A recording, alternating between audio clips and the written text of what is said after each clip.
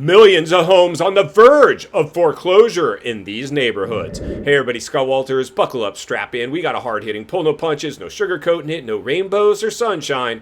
I'm just going to give it to you and give it to you straight. We got a good one to unpackage today. Welcome to the show. I hope everybody's doing great. Let's jump back on the real estate merry-go-round and examine the good, the bad, and maybe a little bit of the ugly. No, Scott, not the ugly. Only examine rainbows and sunshine and unicorns. No. Somebody's got to read between the lines and look.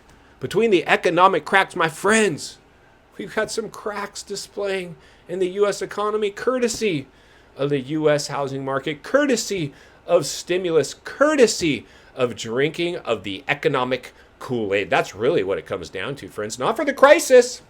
We're not talking today. Artificial growth, no organic growth, market manipulation, overnight appreciation to never seen before highs. Who thought that would sustain itself? Other than real estate agents on the Kool-Aid themselves. How do I know that? You ask, of course, I'm going to tell you. I'm a real estate agent. Own real estate. I lived through the 2008 real estate crash. I even had to dump a property in that thing. Unless you've lived through a boom-bust cycle as a bill-paying adult and suffered some of its blowback, you don't know what we're up against. I feel qualified to speak on this for many reasons. But the main reasons are I lived through 2008 as a bill-paying adult, suffered some of its blowback, and I'm a real estate agent. I own real estate right now. Good real estate. You're going to lose in real estate. If it's not if, it's when.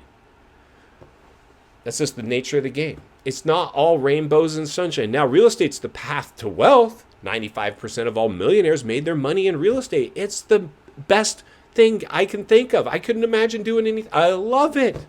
Love real estate. That's why it's hard sometimes. So especially when I turn on this camera, I'm like, wow, I got to give some real talk, because anytime the market, even as an agent, enjoying being an essential worker. You're an essential worker, real estate agent. Go with targeted stimulus at the real estate market. We're making you essential. Just go sell houses, but you got to no open houses to the public. Stifled inventory in a low interest rate environment, upward pressure, kaboom, real estate bubble. How could nobody see this? Insanity. Insane. Today we're going to talk about where the foreclosures are going to be concentrated. And if you've been with me for a while, you might already know. In fact, leave it in the comments if you do. And if you're new, get subscribed right away. There's never been a more important time in history to get centered and surrounded with like-minded people. Where iron can sharpen iron. We're going to sharpen iron today. Now, here's the thing. Overnight appreciation to never seen before highs. That is dangerous. Anytime the real estate market exhibits bubble behavior, you have to put some percentage of likelihood that it's going to pop. If you don't, you're on the Kool-Aid. And most agents were just completely like, I tried to talk to agents all the time. I've held more open houses than I can count. During the crisis, it was ridiculous. Lines out the door. It was embarrassing for me, really. But I have a fiduciary duty to buy and sell homes for customers. So for me, I'm probably the only agent that was putting people on the sidelines. Like, I'll earn your business later. If you just stay a renter. Right now, you're much better off as a renter in most places. Now, if your cost to carry a property with the standard amount down at today's interest rate puts it within its rent range, let's kick the tires, shake the trees, and throw them that up. But if it's not, maybe we should wait unless we have a big enough down payment to put that payment within its rent range. Because even if it's not a rental, you'll hit the pillow much better at night, like an insurance policy you pulled for yourself, saying, hey, if anything happens to me or my income, hey, put a renter in here. They can make my payment, which is the path to wealth. And that's why I'm only greedy in one sense. I not only want to sell you your first house, I want to sell you all your houses, many houses. I want to see you become wealthy in real estate. I own real estate. It's what I love. It allowed me to quit my 9 to 5, but it didn't happen overnight. I had to sacrifice. I lived in many shoe boxes, many cheap rentals while I was building my real estate portfolio. You don't buy your mansion first and then start building. No. Most people want to look rich on the outside before they're rich. They base their insides on other people's outsides. That's what society tells us to do. That's what marketing and salespeople like me tell you to do. Buy this house, then you'll be happy. No. So anyway, now that I've given my soapbox sermon on real estate, this is where the foreclosures are going to be concentrated. And this is another thing. As a real estate agent, you always want an agent that's willing to put your needs before their own. You want an agent in better shape than their clients, really. And that's why I always say, stay away from anything that was built during the crisis. Because during the crisis, we had a lot of investors flood in, and these big home builders, the Lennars, the KBs, all these big home builders buying tracts of land wherever they could get it and then building homes. But here's the challenge. If you buy into one of these, I call them FOMO factories, because these planned developments, they always start with the model homes and they stage them to perfection under a think tank by people like me. This is the way, it's color schemes, furnishings, finishes, and they tour the home and they look great. You don't even pay attention to the postage stamp lot or where the actual house is going to be out here in the back 40 next to the train tracks or the sewer or the slough or whatever. An encampment. That's what's going on. I've toured so many FOMO factories, and they're all full of bubble buyers, people that bought in the bubble. In fact, I was touring somebody recently. Luckily, I talked them out of it. You always want to get into areas that are built prior to the crisis. A 2015 home. That way, your neighbors didn't buy in a bubble. They bought pre-bubble.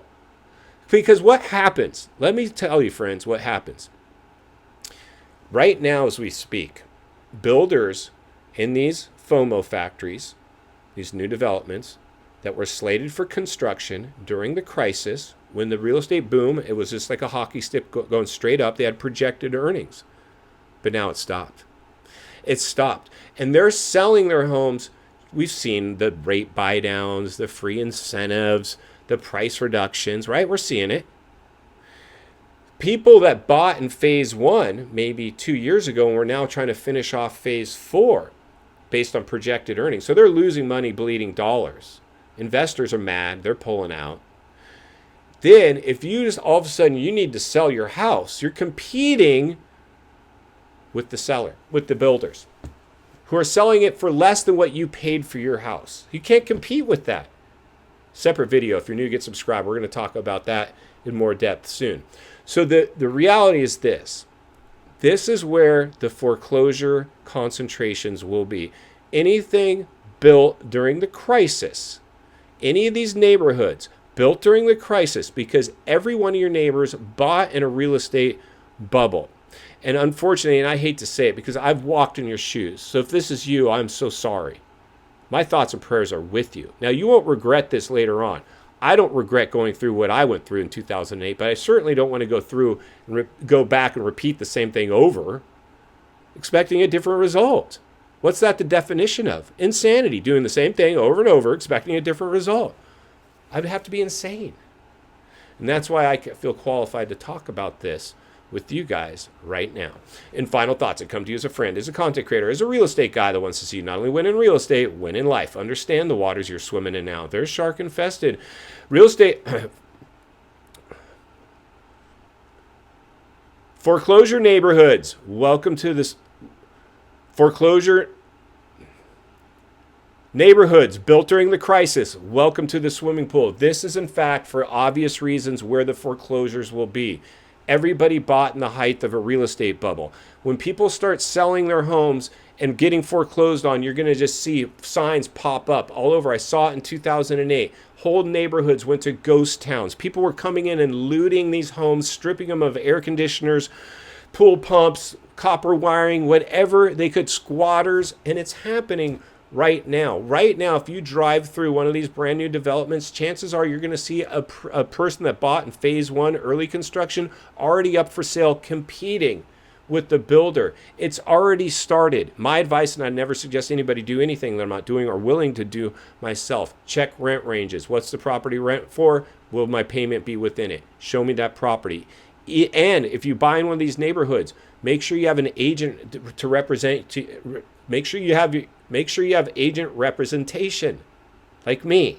Don't walk in and just land in the sales office like a deer in the headlights. They're going to screw you 3 ways.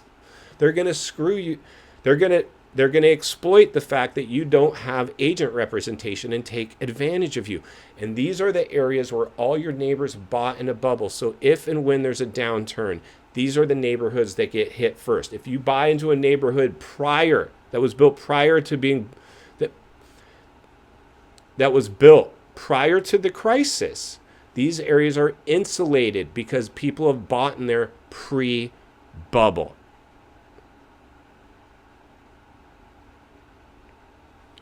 My job is to protect you every step of the way, and that's why I'll continue to blow the lid off it.